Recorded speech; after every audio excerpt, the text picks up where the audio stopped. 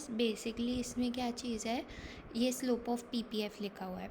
सी slope, अगर आप x1 को y एक्सिस पे रखते हो, x2 को x एक्सिस पे रखते हो, तो बेसिकली स्लोप ऑफ पीपीएफ क्या होगा, dx1/dx2, राइट। अब उसके आगे एक माइनस का साइन लगाया है क्योंकि dx1/dx2 नेगेटिव है, क्योंकि डाउनवर्ड स्लोपिंग है। उसको पॉजिटिव बनाने के लिए उसके बाहर एक माइनस का साइन लगा दिया है, ठीक है।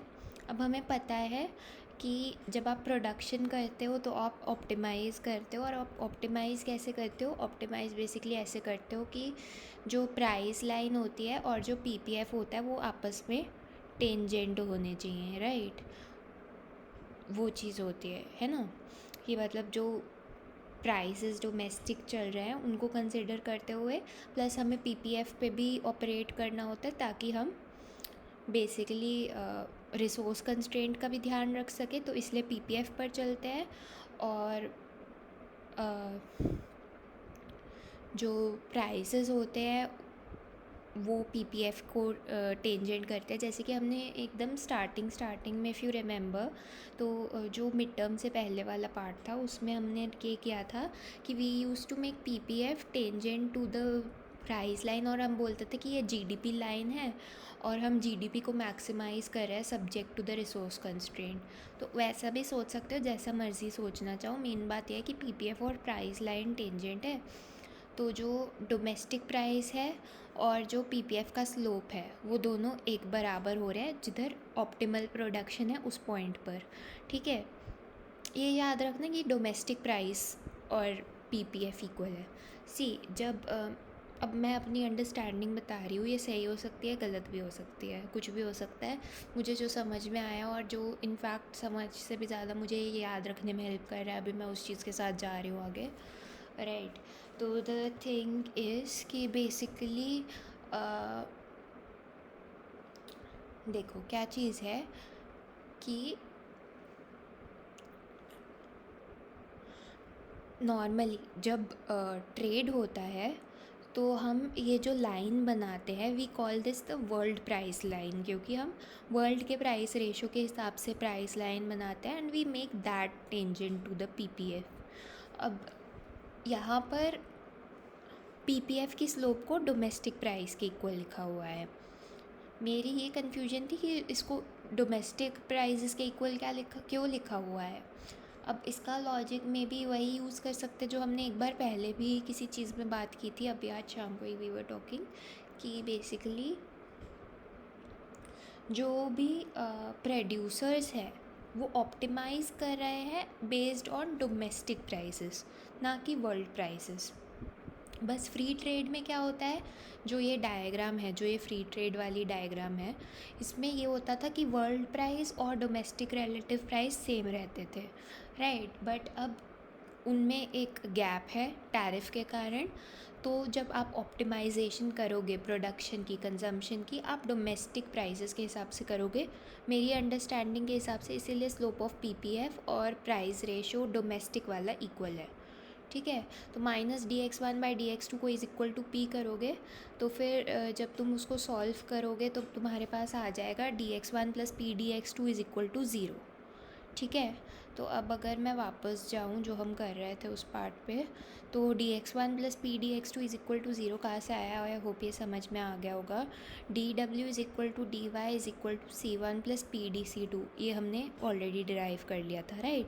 तो यहाँ पर अब क्या होगा, यहाँ पर यहाँ पर dc1 है ना, और यहाँ पर pdc2 भी है, तो इन दोनों को कंबाइन करके तो हमने dy लिख दिया, ठीक है। ये अगर तुम लिखोगे तो थिंग्स विल बिकम क्लियरर। ये dy लिख दिया, बाकी के सारे टर्म्स जो लेफ़्ट साइड पे थे उनको एज इट इज़ रखा हुआ है। राइट साइड पर हमारे पास dx1 + pdx2 आ रहा था, उसको इक्वल टू 0 कर दिया, और बाकी सारे टर्म्स एज इट इज़ है, ठीक है। लेफ़्ट साइड में dy रख लिया। बहुत लॉजिकल है। लेफ़्ट साइड में dy रखने का लॉजिक ये है कि हमने कहा हमें वेलफेयर का डिकम्पोजिशन करना है। हमने कहा वेलफेयर और इनकम सेम है, तो डी वाई को बेसिकली हमें टुकड़ों में तोड़ना है। तो डी वाई को एक साइड पे कर दिया और उसके टुकड़ों को राइट साइड पे कर दिया, वो लॉजिक यूज़ किया है। ठीक है, तो ये स्टेप तो याद रहेगा उससे। ठीक है, अब आगे क्या कर रहे हैं हम कि बेसिकली डी पी अब किन टुकड़ों में तोड़ना है, उन टुकड़ों को शेप देना स्टार्ट कर देंगे। तो basically D P star common ले लेंगे, तो ये हमारे और माइनस भी कॉमन ले लेंगे, तो हमारे पास आ जाएगा C2 माइनस X2। ठीक है, P माइनस पी स्टार अगर तुम कॉमन लोगे तो ये तो मतलब कॉमन लेने वाली चीज़ें ही हैं, तो इसमें तो कुछ एक्सप्लेनेशन नहीं है। एक्सप्लेनेशन का यहाँ पर काम बेसिकली ये आएगा कि पहले तो मैं समझा देती हूँ कि this is the final thing that we have achieved. ठीक है, तो ये टोटल वेलफेयर चेंज है, इसको टर्म्स ऑफ ट्रेड इफ़ेक्ट और वॉल्यूम ऑफ ट्रेड इफ़ेक्ट में हमने तोड़ा है। ठीक है, टर्म्स ऑफ ट्रेड इफ़ेक्ट क्या है कि बेसिकली सी हम जब प्राइस रेशो को डिफ़ाइन करते हैं तो we define the price ratio as price of imports upon price of export good. ठीक है, तो price of import good upon price of export good. अब सी अगर डी पी स्टार पॉजिटिव है मतलब पी स्टार हैज़ इंक्रीज्ड, अगर P star बढ़ा है मतलब price of import goods has increased in relation to export goods, right. And अगर वो सीन है तो दैट मीन्स कि जो क्या कहते हैं बेसिकली जो टर्म्स ऑफ ट्रेड है वो हमारे खिलाफ जा रहे हैं, है ना। हम क्या चाहते हैं, टर्म्स ऑफ ट्रेड के हिसाब से हम चाहते हैं कि जो सामान हम बेच रहे हैं उसके प्राइस शुड इंक्रीज एंड दूसरे गुड के price should fall, but that is not what is happening here, right. Here thing that's happening here is कि बेसिकली डी पी स्टार अगर पॉजिटिव है तो हमारे अगेंस्ट वाला इफ़ेक्ट हो रहा है टर्म्स ऑफ ट्रेड का। ठीक है, C2 minus X2 is basically M, I think यहाँ पर लिखा भी होगा अगर मैं केव्स एंड जोन्स में देखूँ तो, है ना, M लिखा हुआ है, M फॉर इम्पोर्ट्स। तो बेसिकली C2 माइनस X2 सी, अगर जाहिर सी बात है अगर तुम इंडिया के लॉजिक से ही देख लो, oil is something that we import, अगर उसका प्राइस बढ़ जाता है तो हमें काफ़ी एडवर्स सिनेरियो फेस करना पड़ता है, राइट। तो उसको देखते हुए अगर डी पी स्टार बढ़ जाता है तो लेट्स से ऑयल का प्राइस बढ़ गया है, अब ऑयल का प्राइस अगर बढ़ गया है C2 minus X2 is basically consumption minus production of oil, तो consumption minus production is basically import, sorry, क्योंकि ये गुड तुम बनाते नहीं हो, जो कंज्यूम कर रहे हो लेट्स से 50 यूनिट है और जो बना रहे हो वो सिर्फ 10 यूनिट है, तो बाकी 40 इम्पोर्ट हो रहा है ना। अब सी, डी पी स्टार पॉजिटिव होना मतलब ऑयल का प्राइस बढ़ गया है, बट हमारे वेलफेयर के point of view say that is a negative thing, right, इसलिए नेगेटिव का साइन लगा है। तो आई होप वो नेगेटिव का साइन क्यों लगा है वो सेंस मेक कर रहा होगा, क्योंकि जितना ज़्यादा ऑयल का प्राइस बढ़ेगा वेलफेयर उतना ज़्यादा घटेगा, तो there is a negative relation, right. और इफ़ेक्ट कितना ज़्यादा पड़ेगा, सी अगर इंडिया बहुत एक छोटा सा ऑयल का इम्पोर्टर होता, कुछ बहुत कम यूनिट्स ऑफ ऑयल इम्पोर्ट करता तो उतना फ़र्क नहीं पड़ता। C2 माइनस X2 यही दिखा रहा है कि बेसिकली आपके इम्पोर्ट्स हैं कितने भाई, जितने ज़्यादा इम्पोर्ट्स होंगे अगर पर यूनिट इम्पोर्ट का प्राइस बढ़ जाए उतना ज़्यादा नेगेटिव इफेक्ट है आप पर, राइट। बट अगर इम्पोर्ट्स उतने ज़्यादा है ही नहीं उस चीज़ के, प्राइस बढ़ जाए बढ़ता रहे, उतना नेगेटिव इफेक्ट होगा बट उतना ज़्यादा नहीं। तो टर्म्स ऑफ ट्रेड इफेक्ट समझ में आ गया होगा। Volume of trade effect illogical सा है तो इसको याद कर लो। बेसिकली पी माइ मतलब इसमें इसको इस लॉजिक से तुम याद रख सकते हो कि बेसिकली पी है तुम्हारा डोमेस्टिक प्राइस, पी स्टार है वर्ल्ड प्राइस। अब डोमेस्टिक प्राइस में से वर्ल्ड प्राइस निकालोगे तो क्या निकल के आएगा, टैरिफ। ठीक है, तो P minus P star positive है, ये टैरिफ की देन है। अगर फ्री ट्रेड होता तो P minus P star zero होता, कोई डिफरेंस नहीं होता दोनों में और ये इफ़ेक्ट ही नहीं होता। ठीक है, लेकिन टैरिफ की देन है तो ये ज़ीरो नहीं है, ठीक है, पॉजिटिव है। और DC2 minus DX2 is again DM, ठीक है, क्योंकि C2 माइनस X2 जो होता है इम्पोर्ट्स ही होता है, तो इधर DM लिखा हुआ है, तुम बुक से भी देख सकते हो, राइट। बेसिकली इसको मैंने ऐसे याद कर लिया है कि अगर तुम टैरिफ लगाते हो तो P माइनस P स्टार जो बेसिकली टैरिफ का अमाउंट है, that is the revenue that government earns, और जितने ज़्यादा इम्पोर्ट्स होंगे उतना ज़्यादा ये रेवेन्यू है, राइट। तो P माइनस P स्टार जो है, गैप जो है, that is tariff let's say per unit.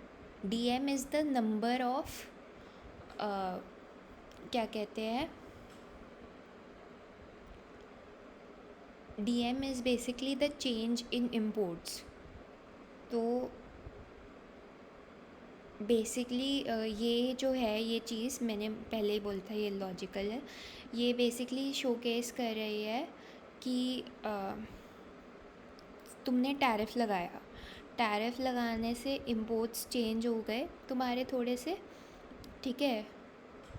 Let's say तुम्हारे इम्पोर्ट्स 10 यूनिट से गिर गए, ठीक है, तो DM कितना हो गया, -10। P माइनस P स्टार है टैरिफ पर यूनिट, ऐसा तुम अपने दिमाग में रख सकते हो, याद करने के पॉइंट ऑफ व्यू से मैंने ऐसे ही रखा हुआ है, ठीक है। तो क्योंकि इसका नीचे तुम देखोगे तो कुछ ऐसा लॉजिकल सा एक्सप्लेनेशन दिया नहीं हुआ है बहुत ज़्यादा, सर ने भी कुछ ऐसा बहुत ज़्यादा प्रॉपर मेरे ख्याल से तो नहीं लिखवाया, मैं एक बार पढ़ भी लेती हूँ। इंडिया एक लार्ज ओपन इकोनॉमी है, इंडिया एक टैरिफ इम्पोज करता है, वर्ल्ड डिमांड ऑफ इंडिया का इम्पोर्ट गुड का वर्ल्ड डिमांड जो होगा वो फॉल कर जाएगा, क्योंकि लार्ज ओपन इकोनॉमी अगर टैरिफ लगाए तो वर्ल्ड डिमांड गिर जाता है। World price of India's import good falls, terms of trade moves in favour of India, as a result India का वेलफेयर इंक्रीज़ करेगा, this is captured bye terms of trade effect. तो सब कुछ terms of trade effect पर ही ज़्यादा discussion है, और वो इफ़ेक्ट लॉजिकल भी है, तो उसको समझना उतना टफ भी नहीं है। There is also a volume of trade effect जो ग्राफिकली भी नहीं दिखता है, दिमाग में भी नहीं आता है। वॉल्यूम ऑफ ट्रेड श्रिंक्स, अगर वॉल्यूम ऑफ ट्रेड बहुत ज़्यादा श्रिंक कर जाता है टैरिफ के कारण, तो there may be different welfare change result as expected. तो बेसिकली अगर टैरिफ के कारण वॉल्यूम ऑफ ट्रेड बहुत ज़्यादा गिर जाता है, टैरिफ का बेसिकली अगर तुम एक लार्ज ओपन इकोनॉमी हो तो तुम्हारा terms of trade effect is going to be positive because of the reason कि DP स्टार नेगेटिव हो जाएगा, वर्ल्ड प्राइस जो है तुम्हारे इम्पोर्ट गुड का वो गिर जाएगा, राइट। तो टर्म्स ऑफ ट्रेड तुम्हारे फेवर में मूव कर जाते हैं जब तुम टैरिफ लगाते हो उससे, तो क्योंकि DP स्टार नेगेटिव है और नेगेटिव के साथ एक और नेगेटिव है, तो overall terms of trade effect positive रहता है अगर तुम एक लार्ज ओपन इकोनॉमी हो। तो इन दैट केस अगर तुम टैरिफ लगाते हो तो टर्म्स ऑफ ट्रेड इफेक्ट तुम्हारे फेवर में होता है। रिमेंबर कि स्मॉल ओपन इकोनॉमी के लिए there is no terms of trade effect, क्योंकि you can never change P star, right. तो DP स्टार ज़ीरो हो जाएगा, उस बेचारी के लिए सिर्फ वॉल्यूम ऑफ ट्रेड इफेक्ट ही रहेगा जो कि उसके फेवर में मतलब उस स्मॉल नेशन को हमेशा नुकसान होता है टैरिफ लगाने से, that is the main thing. अभी ये चीज़ तो मुझे वैसे ही नहीं समझ में आती, तो इसमें तो I am not even gonna go, ठीक है। अब ये क्या बोल रहा है कि बेसिकली अगर तुम्हारे इम्पोर्ट्स लेट्स से 10 यूनिट से गिर जाते हैं आफ्टर टैरिफ, तो इधर आ गया ये -10 हो गया, ठीक है। और P minus P star is let's say tariff जो है 5 रुपये का लग रहा है हर गुड पे लेट्स से, तो 50 रुपये का एक सॉर्ट ऑफ रेवेन्यू लॉस हो गया सरकार को। उस तरीके से तुम इसको याद रख सकते हो कि this is basically a loss to the government. तो उस पॉइंट ऑफ व्यू से वेलफेयर घट गया है, ठीक है। अगर वही टैरिफ के लगे हुए पर इम्पोर्ट्स बढ़ जाते हैं 10 यूनिट से, तो सरकार की 50 रुपये की एक्स्ट्रा कमाई हो रही है, तो टोटल वेलफेयर बढ़ रहा है। इसको ऐसे सोच सकते हो कि may be the government is using, अच्छा ये जो टैरिफ रेवेन्यू वाली थ्योरी है दिस इज़ प्योरली माइंड, क्योंकि मुझे इसको याद करने के लिए कुछ तो बनाना था अपने दिमाग में, तो that is what I have used, ठीक है। और तो तुमने जैसे सर का भी देखा, उधर भी देखा, कोई किसी ने इसका लॉजिक तो बताया है नहीं कि क्या हो रहा है। ठीक है। Even if we read the book तो उसमें भी कुछ नहीं है, मैं पढ़ चुकी हूँ, कुछ नहीं है उसमें, ठीक है, तो उसको रहने देते हैं। तो मैंने इसको ऐसे ही याद रख लिया कि बेसिकली अगर तुम टैरिफ लगाओ तो तुम चाह रहे हो कि तुम्हारा जो चेंज इन इम्पोर्ट्स है वो ज़्यादा हो। अगर वो ज़्यादा होता है तो उतना ही तुम्हारी जेब में रेवेन्यू आता है। तुम चाह रहे हो कि हाँ भाई बहुत ज़्यादा इम्पोर्ट हो जाए, मैं रेवेन्यू अर्न करूँगा उससे, तुम कोई ट्रम्प व्रम्प हो, ठीक है। और उस रेवेन्यू को फिर तुम बेसिकली लेट्स से उससे वेलफेयर इसलिए बढ़ रहा है क्योंकि तुम उससे अस्पताल बनवा रहे हो, कुछ पब्लिक सर्विस वगैरह दे रहे हो, वो सब कर रहे हो। उस लॉजिक से यू कैन रिमेंबर दिस, ठीक है। अब next what I try to do is, ये बेसिकली हमें ये इक्वेशन फाइनल वाली पता है, right. Terms of trade effect वाला तो याद रखना इज़ रिलेटिवली ईजी। जितने ज़्यादा इम्पोर्ट्स होंगे उतना टर्म्स ऑफ ट्रेड का ज़्यादा इफ़ेक्ट आएगा, इसलिए यहाँ पर एक इम्पोर्ट वाला पार्ट है। और of course terms of trade is all about prices में कैसे चेंज हो रहा है। तो डी पी स्टार है, नेगेटिव इसलिए है क्योंकि पी हमने ऐसे डिफ़ाइन किया है कि price of foreign good upon price of domestic export good आ रहा है, तो वो सीन है।